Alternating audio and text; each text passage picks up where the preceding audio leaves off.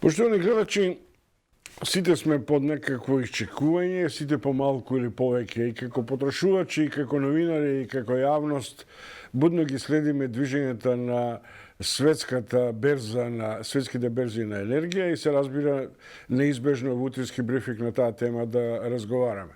Во неколку наврати експерти овде говореа дека струјата во Македонија воопшто, а и воопшто потрошувачите треба да се научат дека е прениска и дека тоа не е социјална категорија.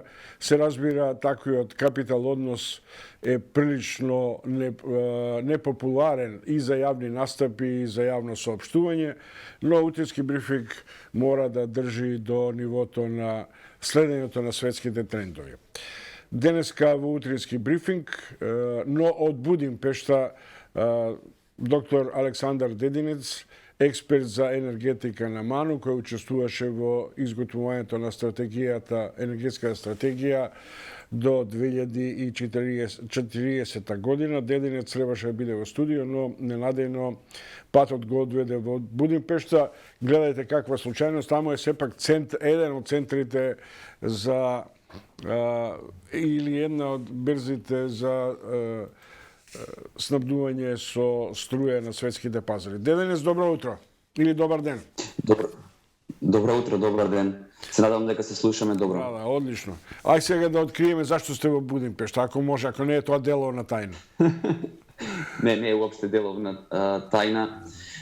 Прилично напорен период имав последните неколку месеци, така да овој викенд решивме со семејството да прошетаме така еден продолжен викенд денес до недела до Будимпешта. Ништо посебно. Супер, еве стандарден лапсус во моите најави и јас се радувам кога така релаксирано се однесувате во Будимпешта, особено што врвен експерт не додава некоја посебна драматика за оно што драматично се случува. А сакам да ја прашам, дали сме на прагот на една сериозна економска пред се предизвикана од енергетската криза на светската понуда на газ, нафта, струја? Па, би рекол да. Би рекол да, затоа што тоа го говорат и бројките, но тоа го говорат и политичарите и во Европа, а и кај нас. Значи, алармантна е ситуацијава, цените одат постојано нагоре во нагорна линија. Голем број на фактори влијаат на тоа. Од денес цената на Хупекс достигнува приближно 300 евра по мегават час, најниската е некаде околу 150 евра по мегават час. Зборувам за цената на електричната енергија. Тоа е она што се случува на берзите, а секако тоа има ефект врз сите оние кои што ја користат електричната енергија. Можеби кај нас не толку се уште се чувствува, затоа што домаќинствата се снабдувани од универзалниот снабдувач, а на некој начин имаме некоја загарантирана цена. Меѓутоа, периодот кој што не очекува воопшто нема да биде едноставен. Алармите во Европа се вклучени на црвено. Политичарите велат дека е време да се преземат политички мерки, така да не престои многу сериозен период во следните неколку месеци, особено таму до декември месец.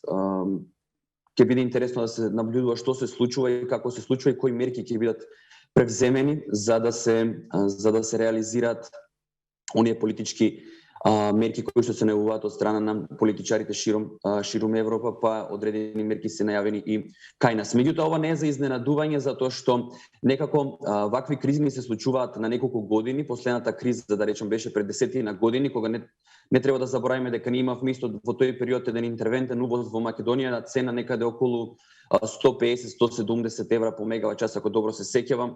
Така да кризи се случуваат и ќе се случуваат, треба да знаеме како да се носиме со тоа и како да одговориме на предизвиците на тие кризи. Деденец, ја прелистував ушеднаш, го прелистував абстрактот од стратегијата, енергетска стратегија до 40 година. Таму дури и вие сте, да речем условно, поблаги во проценките за порастот на цената на струјата од некаде кумулативно до 70%. Но ова што се случува е непредвидливо. Непредвидливо по два основа во Македонија, заради тоа што струјата сепак на одреден начин беше да речем условно некаква социјална категорија. Од друга страна, ние се навикнавме да бидеме лангзан, да не правиме радикални чекори во реализацијата на глобалната енергетска напуштање на глобалната енергетска независност. Според вас, еве на пример читам сега дека цените на енергијата во развиените земји зголемена е за 18% во август. Многумина велат дека струја има ако имаш пари. Од друга страна, на што се должи недостигот на берзите, како што рековте, и на ХУП во Будимпешта? Видите, вакви шокови не може никој да предвиде. Колку и да сакаме да предвидуваме нешто, овие се големи шокови кои што може да се предвидат.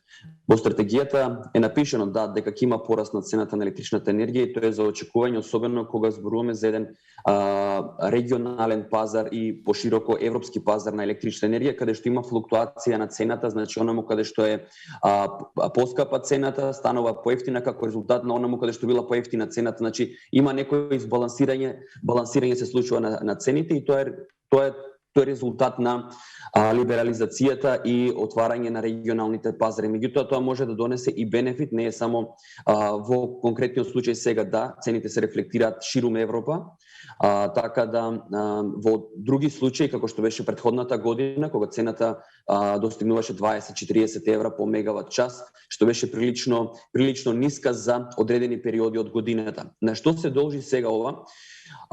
Јас во неколку наврати сум спомнал дека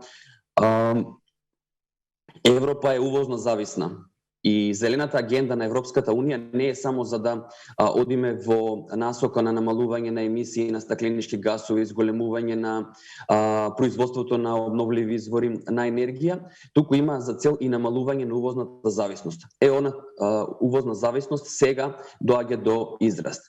Она подолга зима која што беше во Европа, која што се случи, ги испразни резервите на тоа доведе до да се набавува природен газ во период кога цената и не е така ниска. Едната причина. Другата причина е отварањето на пазарите, зголемената потрошувачка, особено во Азија. Имаме зголемување на потрошувачката на ресурси, еден од ресурсот е природен газ, така да еден дел од гасот се насочува натаму и се крева исто така цената на природниот газ. Сето тоа доведе до зголемување на цената на природниот газ, а од друга страна имаме оваа година во последните десетина години е можеби најниската година по производство на електрична енергија од обновливи извори на енергија, потврлија многу ветерните електрани на ниво на Европа, а од друга страна имаме испразните акумулации. Значи прилично беше ајде да кажам сончево лето со многу малце врнежи и сето тоа доведе до празнање на акумулациите. И тоа дополнително ја крена цената на електричната енергија. Значи, мора да разбериме како работи берзата. Најниска цена на берза е цената на обновливите извори на енергија. Ако нив ги нема, тогаш се оди последните извори на енергија. Значи, доаѓаат прво се, например, ветерни, соларни, па хидроелектрани, па доаѓаат електраните на јаглен, на природен газ и така натаму. Сега, кога ги нема овие првите, значи, оние понатаму што се ја крева цената на вкупната цена на берзата. И тоа е причината зашто имаме зголемување на цените на електричната енергија и на останатите енергенти на ниво на Европа. Следите утрински брифинг, досега го гледавте Александар Дединец, сега само го слушате, бидејќи имаме некаков прекин во видео врските, но Дединец одличен е тонот, така што да останеме уште при крај на разговорот. Дали мислите дека владата направи добри чекори во планирањето на обновливите извори и зелената енергија со ветерничниот парк, со фотоволтаичната централа на Осломин, меѓутоа се чини дека оваа криза ја ја претрка помалку и владата и ова.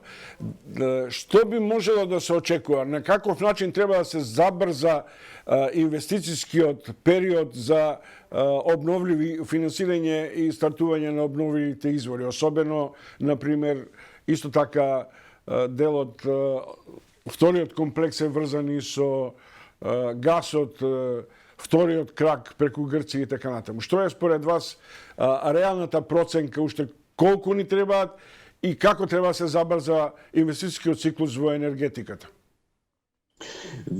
Не би рекол дека ја претрка владата, затоа што владата и немаше доволно време да реагира за да се изградат големи енергетски капацитети. Значи, енергетиката е малце сложена, не може да се изградат некои објекти за пола година, 2 години и така натаму. Значи, стратегијата е донесена во 2020 година. Тоа е некаде година и пол од сега е донесена стратегијата. По стратегијата, значи треба да се донесе сега и програмата за реализација на стратегијата до 2025 година. Така да не би рекол дека владата е претркана од она све што се случува, туку би сакал да кажам дека сме на добар пат. Она што го зборував за Европа важи и за нас. Значи ние некаде околу 30% од електричната енергија до 35% ја увезуваме. Замислете, сега да не увезувавме воопшто електрична енергија, немаше да имаме потреба да дискутираме на оваа тема, а особено ако имавме во системот обновливи извори на енергија, затоа што тие ќе беа по најниска цена. Тоа е едното, а од друга страна, ако имавме обновливи извори на енергија, ќе ни останеше и одредена количина на јаглен, односно ќе имавме заштеди на јаглен, така да немаше да има потреба и да правиме од увоз на јаглен. Ова само по мене го потврдува она што го борува и самата стратегија, а тоа е дека треба да се инвестира во обновливите извори на енергија со цел да се направи намалување на увозната зависност од електрична енергија, не само од електрична енергија, туку со поврзување на секторите може да се направи намалување на потрошувачката и на другите енергенти. Исто така би сакал да напоменам дека овде треба да се посветиме сериозно внимание на енергетската ефикасност и тоа се насоките и од Европската унија, од политичарите кои што доаѓаат во последните неколку денови, дека нема други опции освен намалување на потрошувачката енергија и одење во насока на изградба на обновливи извори на енергија. Она што сакам да го напоменам за Македонија е дека ние се движиме во добра насока. Голем број на проекти што беа зацртани во стратегијата веќе се нотирани и почнуваат да се реализира. Така да не би рекол дека она што е напишано во стратегијата не се реализира. Само би напоменал дека во последната година имаше тендер за изградба на фотонапонска електроцентрала во Осломеј од 100 мегавати. Тој заврши тендер, се избрани 2 компании. Значи тој проект се реализира. Понатаму имам изградба на 20 мегавати исто така во Осломеј. Едните 10 мегавати треба да бидат пуштени во работа до крајот на овој месец, другите треба да почнат со изградба. Се изработуваат студии, затоа што пред да се направи нешто мора да се направи студија, да се направи пренамена на земјиште и така натаму. Тоа е процес кој што траи некаде година до 2. Се надевам дека овде ќе може да разберат институциите дека е сериозна ситуацијава и дека треба тие сите постапки да се скратат и што е можно побрзо да се реализираат. Дополнително би додал дека владата донесе одлука за стратешки проекти, 2 проекти прогласи за стратешки проекти од стратешки интерес. Едниот е изградба на ветерни електрани околу 400 мегавати во северо-источниот дел на Македонија. Понатаму уште еден проект од 80 мегавати фотонапонски електроцентрали. Пред 2 дена 3 заврши тендерот за изградба на фотонапонски електроцентрали со субвенции, со премија. Тоа е новиот механизам кој што беше воведен. Ова е третиот тендер, каде што беа се доделува 80 мегавати, далеку над тоа е она што се пријавија инвеститори за изградба. Така да сите овие мерки, сите овие политики ќе го дадат својот ефект за година-2. Не можеме да очекуваме дека веднаш од кога ќе се донесе стратегијата од уште утредента ќе почнат да се градат многу капацитети и така натаму. Тоа е еден процес каде што треба или тендер да се распише или да се направат одредени административни постапки, понатаму да се направи да се најдат инвеститори и така натаму, Добро, финансирање кој ќе го финансира проектот за да дојдеме до негова реализација.